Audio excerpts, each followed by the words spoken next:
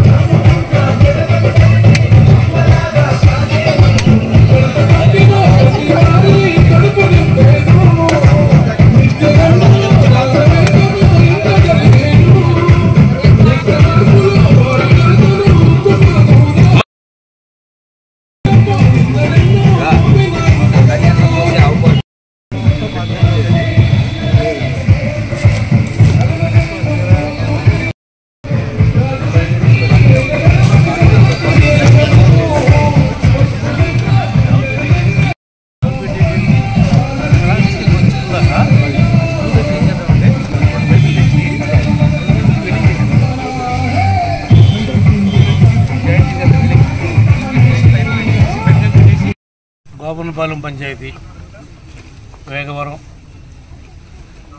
మన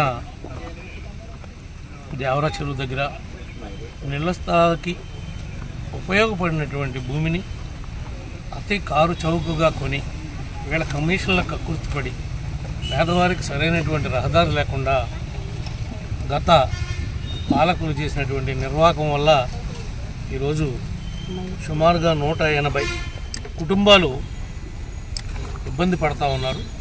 వాళ్ళకి శాశ్వత పరిష్కారంగా మరి మిల్లిబాబు గారి యొక్క కృషితో తహసీల్దార్ గారు పట్టుదలతో మరి రోడ్డుని నిర్మాణం చేయడం కోసం ఈరోజు ఇక్కడ ఉన్నటువంటి రైతులందరినీ కూడా ఒప్పించడం, దేవరా చెరువులో నుంచి డైరెక్ట్గా న్యూ ఎన్టీఆర్ కాలనీకి రహదారి ఏర్పాటు చేయబోతున్నాం. ముందు మట్టి పని కింద డిఈ గారు చెప్పినట్లుగా మట్టేసి గ్రావెల్ రోడ్ వేయడానికి 30 లక్షల రూపాయలు ఖర్చు అవుతున్నారు. తప్పనిసరిగా ఈ సంవత్సరానికి మనం నడకనంటూ ఏర్పాటు చేస్తే 1-2 సంవత్సరాల్లో అది సెట్ అవుతుంది.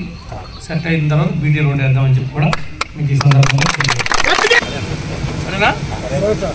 ప్రభుత్వం ఏదో ఉందమ్మా అనుకో మాకు